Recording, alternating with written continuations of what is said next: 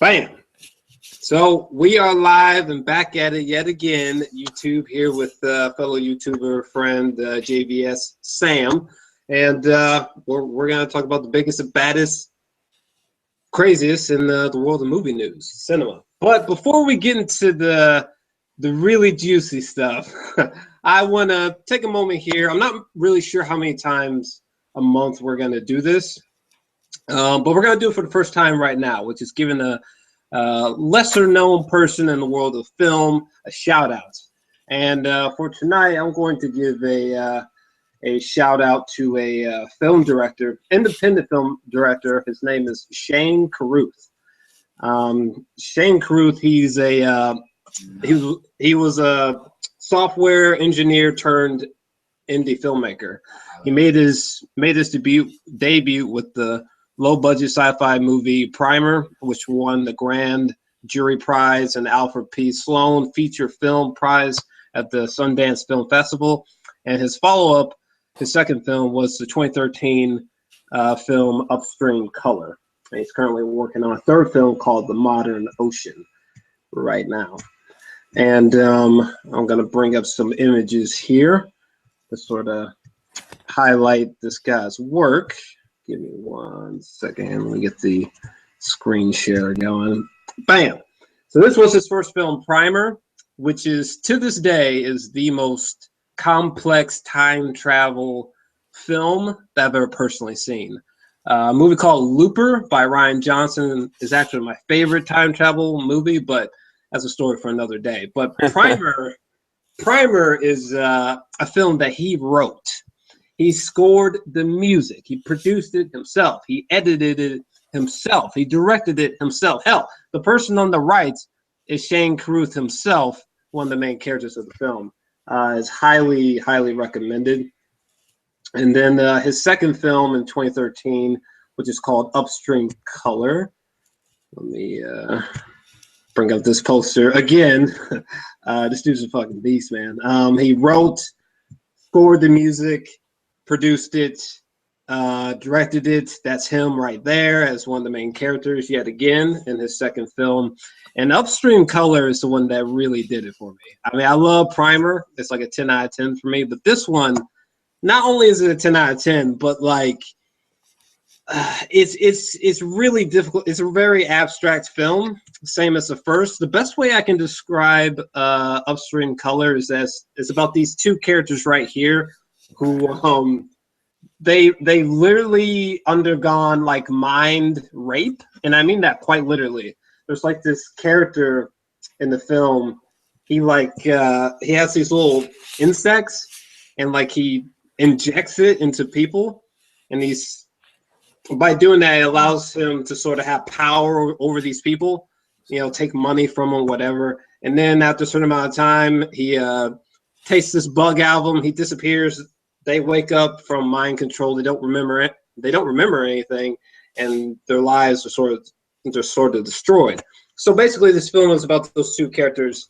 That situation happens to them, and I don't think I should go any further. But Upstream Color is one of my favorite movies. This is another image as well from the film. Let me see if I can't bring this up. This is image from the film. It's also the cover art of his album as well. But yeah, he's someone who's influenced me quite a bit. Man, seriously needs some love, man. I mean, those two movies, his first two, are just so complex to me. And right now, he's working on his third film, which rumor has it that these actors will be in it. His third upcoming film. It hasn't come out yet, but it's rumored that Anna Hathaway, Keanu Reeves, Daniel Radcliffe, Chloe Grace Moretz, Tom Holland, Asa Butterfield, Jeff Goldblum, and Beast of No Nation child star Abraham, I think it's Atta, or I don't know how to say his last name, but they're all rumored to be in the film. So, yeah. Want to give Shane Carruth some love. He's like, maybe if I had to think of an independent director that like I couldn't wait to meet, he'd probably be the top on the list. I mean, I'll see if I can find it while Sam kind of brings up an independent director of his own. But well, actually, yeah. But yeah, that's a bit about Shane Carruth. There's one other thing I want to mention actually that I just remembered offhand. Let me see. Bring up the image share one more time. So Shane Carruth and Rian Johnson, ironically, have met before. I can't remember if they're still friends or not. Rian Johnson he's the guy who's making the next Star Wars. But this is a movie from Shane that never got made. But this script, like he tried desperately to make this film, A Topiary, but it just failed. And it was something about like these little kids who have the power to like create monsters from things around them. He tried making this film, but it just failed, and I'm not sure if he's ever going to make it again. But if you ever have a chance to read the script, it just what the fuck? Someone convinced that man to get back in the game and make that movie. There's a couple other things I want to add, but I gotta find them here. But yeah. If you haven't heard of Shane Carruth, check out his 2 films. They've changed the way that I look at filmmaking. So, but I blabbered on long enough. Did you have an independent director you wanted to shout out? Yeah, absolutely. Mine's is none other than Gareth Evans. Gareth Evans, if y'all know the Raid series, this man not only wrote, directed. He actually is an action cinematographer and choreographer. So the first Raid, the Raid Redemption in 2011, when it came out, it was unlike any movie that I've seen before from an action standpoint since probably I would say Die Hard. Die Hard 1 definitely was one of the most action-packed films, as well as the second one. I mean, just the genre in and of itself was just amazing. But when the Raid Redemption came out and I saw them going between all the different floors, this is an Indonesian film. Not just that, like in the locations, it's Indonesian. They have Indonesian actors, and they made themselves household names to the point when basically when the second one came out, it to me defines what an action film is supposed to be about. It's not just, the Terminator, Judgment Days. It's not just like the Dark Knight turns.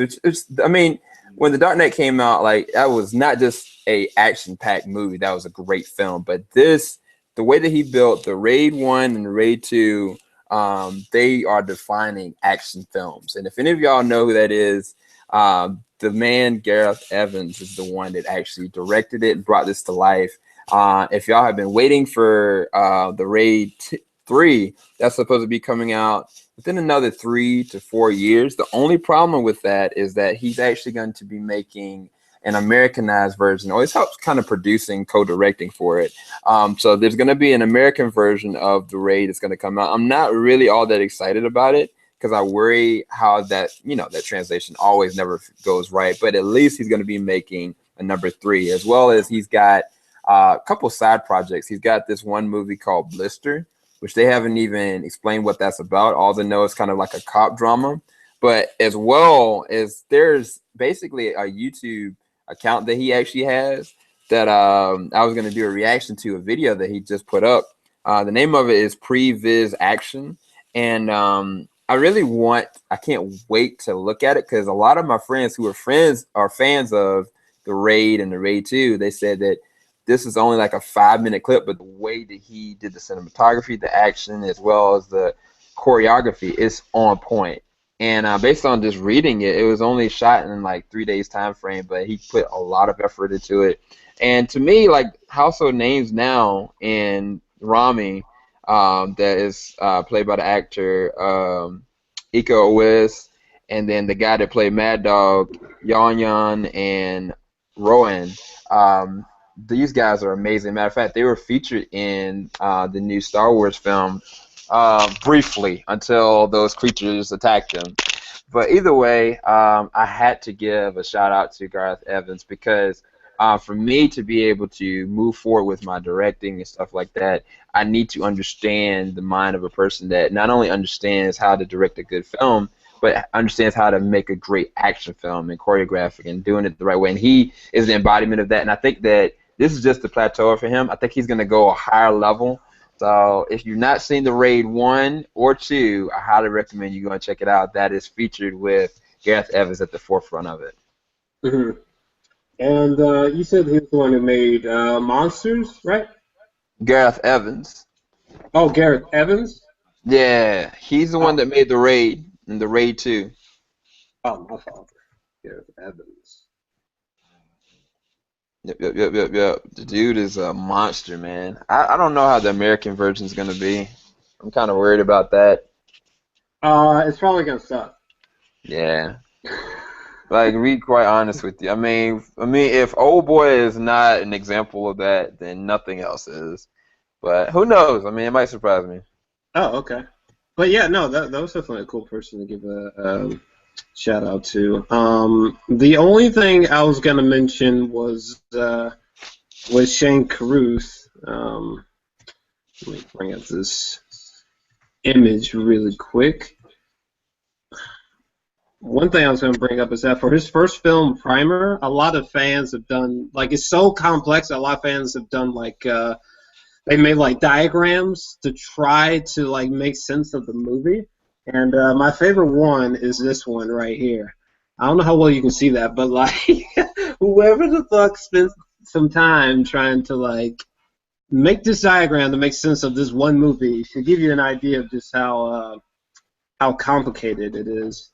And there is actually one snippet from a topiary, which, because Shane Carruth, he tried to make the visual effects himself, which I thought was a hell of a thing to try.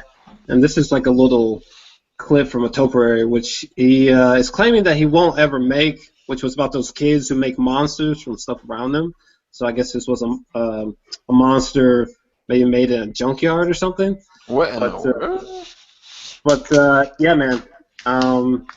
Definitely two directors that you should give some time to and check them out because they got great discography. So, and yeah, I'm not sure how many times we'll do this sort of highlight thing, but we'll try to do more so that we're not always talking about fucking superheroes. But speaking of superheroes, let's move on before we close out to talk about some new developments from Batman v Superman. I guess I'm just going to run through, I'm going to save the one for the last, but I'm just going to run through, outside of that, some images that stood out the most to me. And Sam, I guess, here, let me bring them up here. But what were your thoughts on these new images that we got today? Shoot, man, it's so much mess, man. Like there was a TV Spot 3 and TV Spot 4 that kind of like floored me, but then these new images, I actually really like the images. The thing about it is that it's been confirmed that the woman that plays, what is her name, Maggie, she's playing Bruce Wayne's mom. Right, the chick from The Walking Dead. Yes. And then they've got freaking Joseph Morgan that's going to be Thomas Wayne. And, I mean, when I heard about that, like, I was already freaked out about that. But, like, when I started seeing some of the pictures, I actually really liked them. I think I liked the picture where Bruce Wayne has his cowl off, and he's still got the suit on. I actually like that picture. Right. And for the record, people, he's talking about this chick from The Walking Dead, just for people who are confused. But yeah, some of the pictures that I have. Let me go back.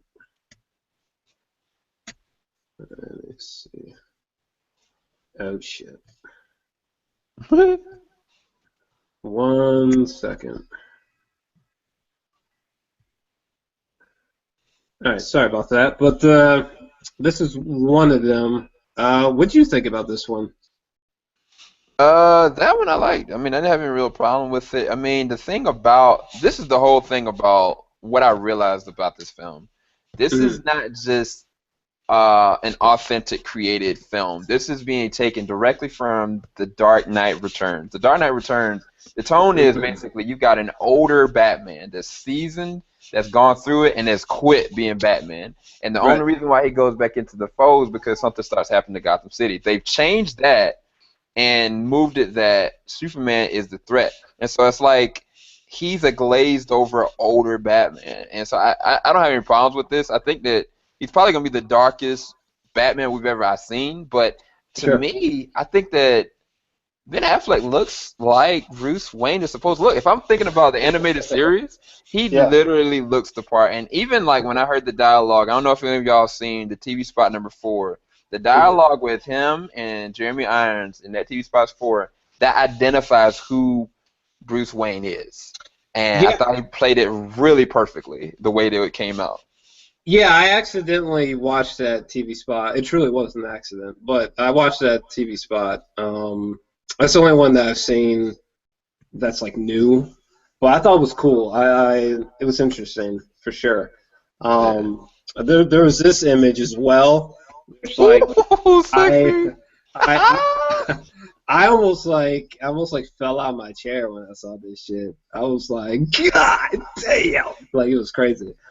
Do you see those like scars and stuff like that? Like that joint Yeah. looked like he had been like worn down and like man, this is gonna be nuts. Yeah, my favorite image though, hands down that we got that was new was this one right here. I mean, that's just fucking. I mean, how is that not perfect? Yeah, and see the thing about it, like Superman looks weak for some reason. Like his eyes, they look like either one, this is not Superman, or two, it looks like he's been weakened by something, and it might be the suit. I'm not really sure, but he looks like he got beat down pretty bad. Sure. I'm excited for that, dude. Yeah. Yeah, I thought the pictures were great, and I thought that one TV spot that came out was great. However, um, this brings us to the picture that stood out the most. For everyone. Yeah, that we're gonna go ahead and talk about.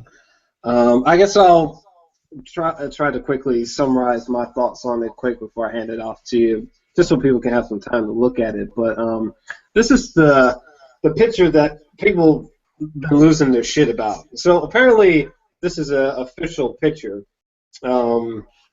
Shit, I probably should have. I probably should have put a spoiler warning. Oh, who gives a fuck? Anyway, it's too late, niggas. But no, this picture came out today, and I think the symbol, it's like an omega symbol or some shit, but it's like a representation of Darkseid. If you don't know who Darkseid is, well, I guess you should become friends with Google. But yeah, I guess my thoughts are, it really pisses me off, man. Look, the image is awesome, all right? And when I see it in the film, I'm going to be like, oh, Lord, have mercy. But I don't understand why they released this so early. I mean, this is something that I would have, if I had seen this moment in the film, unknowing, I would have lost my shit. And like, I'm never going to have that now, ever. That fucking sucks, man. And it was very unavoidable if you follow this kind of news, you know what I'm saying? Like, people just like were blatantly putting it out there, so it was almost unavoidable, this image. And to me, this is a huge reveal for me. Now, most people's counter arguments is that, well, the film is going to have so much awesome shit that this is barely scratching the surface. All right. I mean, perhaps. I don't know about all that. I mean, perhaps. But to me, this is equivalent to like, shit. I can't go into that with the Force Awakens as a spoiler. But like for those who have seen the Force Awakens, the very last image that you see before it cuts to credits, like imagine seeing that image, 2 months prior to seeing Force Awakens. That's kind of how I feel right now. Like, I think it's that big of a reveal. Like, this is big. It says a lot to me, anyway. Mm-hmm. And personally, I would have rather just seen it in the movie. I don't understand why they did that. But Mm-hmm. that's some of my thoughts on it. What about you? Okay, And so go for the ahead. record, we are at the 20-minute mark, so just like Okay. So for me, I really actually didn't necessarily have that much of a problem with it because the thing was that I mean, yeah, that symbol is identified Darkseid. Like if y'all don't know, Darkseid is like that is his symbol. The Omega symbol is Darkseid's. Spoiler alert, that is his symbol. The reason why I didn't necessarily have a problem with it is because of this. I'll show you right now. Share this screen for y'all. This right here was already in the trailers. This was in like trailer number 1, technically, before the teaser came out. And these little things that are flying around, these are parademons. If you don't right. know who Darkseid is, those are his parademons that it already implies that the world is already going to be in play. And the thing was for me, even the sequence when it showed Superman like having him down in the bottom and like ripping the mask off of him, to me that is definitely a nightmare sequence. Now, what is going to be curious to me is if like maybe that's a real sequence, which I don't think it is. I think it's going to be something about like foreshadowing of something to come or something that Batman has or Bruce Wayne has that is something to warn him. I'm not sure who would implant that memory into him, but I Sure. really feel like this is all part of a elaborate dream sequence. So it's not like we're actually going to get the real live version of Darcy. It's just implying something that, to me, is the whole reason why this movie is flawed. It's flawed Sure. not because of the fact that it's Batman versus Superman and you got other stuff. It's flawed because it's Batman versus Superman, The Dawn of Justice. This should have been 2 different movies. Or it should Yes. have just been Batman versus Superman by itself without Dawn of Justice. They've never basically given us too much because this is all setting up for the Justice League. This movie was literally created and cultivated to make things move forward to the Justice League. I think that even the Wonder Woman movie is going to be more of a standalone like Man of Steel was than this movie. This is not a movie that is just a Batman film with Superman. This is something to perpetuate us into the Justice League. That's why the movie is really flawed. Sure. But for me, I don't have a problem with that because I've already been spoiled with that. Like as soon as I saw the parademons, I was like, oh well, okay. At the end of this film, there's about a 30% chance that I'm gonna get to see Darkseid like I saw at the end of the Avengers, like Thanos. And Sure. Sure. that's why I don't really necessarily have a problem with that image. I mean, it just to me it just cements it. I think that something like that happened to me when I looked at Age of Ultron. Sure. Unfortunately, when it came to Vision, like I already knew that Vision was gonna be in it. Like I saw some kind of random image that whereas I wish he would have just never been identified. Just it would have been such a more monumental, epic moment. But even Yeah. when I saw it in the film, it still was epic to see him like carrying Thor's Yeah. hands. But It I don't know. I really didn't think it was necessary because like now it's like so wait. You mean to tell me out of all the parts from the dream sequence that we've seen plus this, what is there going to be another part to the dream sequence that's still more mind blowing than this? Yeah, I highly doubt it. That's just disappointing to me. Fuck, there was one point I was going to make before we close out. One thing I was going to say is that for me, look, I can't wait to see Batman vs Superman. Don't get me wrong. There's a lot of red flags to me. I'm very, very skeptical about it being a great film, but I can't wait to see it. Honestly, But I guess my question to you, because I think you're more so the optimist about Batman vs Superman than I am. Like, I'm hoping that it's going to be good. mm, I'm very, very skeptical about that. I just feel like there's just way too much going on. mhm. So I guess before we close out, what kind of footage, like what would it take for you to finally be like, okay, I'm kind of skeptical now. It's I think that the problem is for me. And I only say that because people who are optimistic about the film, I just feel like even if these niggas saw like if Zack Snyder just, unbeknownst to them, released the last 3 minutes of the film, um, now, today, and after they saw it, they got confirmation that even if they got that, they still be like, oh well, I'm still happy. Woo! You know what I mean? So Mhm. what would it take to make you skeptical, or even to go a little bit further, if like you saw a new scene from Wonder Woman in BVS today and she was fucking terrible. I mean, Mhm. her acting was god awful. Like, just I Mhm. guess what would it take for you to be skeptical of the film? I think that it was funny that you said Wonder Woman. There was a trailer that came out for Turkish Airlines that I Mm-hmm. did a reaction for, and I was thinking that I was me to finally get some dialogue from Wonder Woman, and it was really just the trailer with just a segment of her on an airline, which is so stupid. But I think that having Wonder Woman, Gal Gadot, if the woman is just an action star and doesn't have any acting ability at all, and it's just god awful. You know what I'm saying?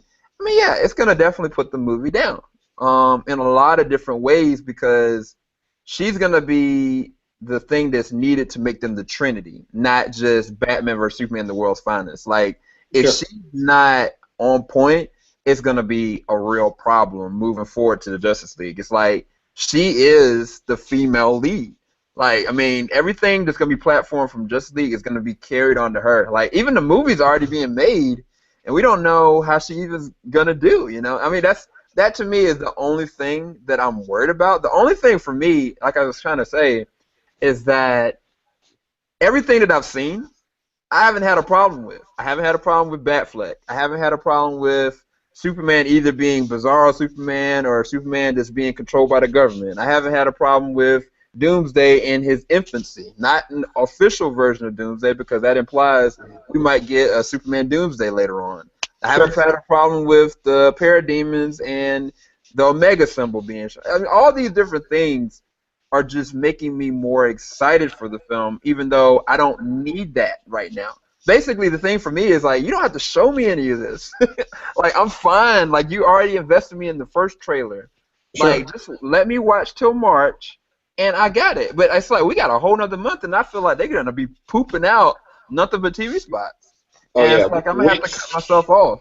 which I will be avoiding. But that's interesting. So if you saw like a footage of Gal Gadot being terrible, you'd be like, no. Well, I mean, I don't think even with that, I think that I wouldn't cut the movie out just because like this is Batman vs Superman.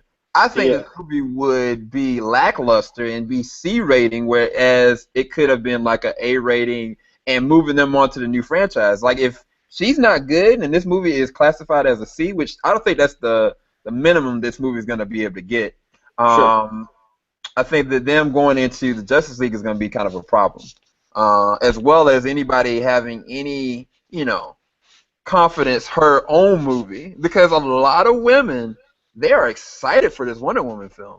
This is the first superhero female film like that they've ever been able to really get. It's the female lead, so I think that a lot of them are going to be down for that and upset about that if she does not do what she needs to do. I think Sure. that's the only thing, but I'm not going to be like, ah, man, I can't believe that.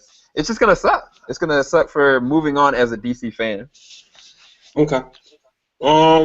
Yeah, I don't know. I wish I could be more optimistic about Batman vs Superman. I really can't at this current time. I mean, it's weird though. A lot of the things that you said that you don't have an issue with, I don't have an issue with either. My main issue is that there seems to be so many areas where they can easily fuck up, which they may. Hmm. Adding flavors of the Justice League into the storyline, and Wonder Woman, and Doomsday, and Lex, and the conflict between Batman versus Superman, and the fact that we have a brand new Batman, and they're trying to squeeze in his origin story to some extent in there as well. It just seems like a little bit too much in the pot, the stewing. You know what I mean? Hmm. Um, Yeah, and it's yeah, it's and sad I because I think they're doing it because they're trying to make up time. I think right. that's why they're doing it. One thing I want to say before we close out is I hate that people are like, oh well, Batman vs Superman stretched out for over 2 hours would be boring. Get the fuck out of here, bro. Like, making a solo Batman film is not hard to do that great. In fact, it's already been done with Batman Begins. Okay, I mean, granted, yes, there is Ra's al Ghul and all these other moving parts, but like, it's a solo Batman film, and it was great for 2 hours. How the fuck can you just be like, oh, Batman versus Superman for 2 hours would be great? And I'm not talking about them fighting the whole time, you know what I mean? But from a story element, the two of them sort of, it's just between the two of them is for 2 hours, and maybe a little bit less. I would have been happy with that, but whatever. But we're gonna close out here. We will definitely be going into this some more in the near future. But I guess any final quick thoughts before we close out? Well, it looks like some interesting stuff going on in the chat. It's like everybody's on the fence. Like, I've seen too much information. I love the information that I've seen. I'm excited for the movie. I'm worried about the movie. So one way or another, DC has done their part in making us intrigued, if not anything. So good for them, Warner Brothers. But yeah, either way, it's gonna be a long road coming into March. But at least we only got 2 months left. Yeah. And if they mess up, someone's getting shot. But other than that, we're gonna conclude the little podcast here. What are your guys' thoughts on the two updates from Batman vs Superman? From today, especially with the whole dark side thing. Let us know down below, and we're gonna close out. I'll be back. So, peace. Later, y'all.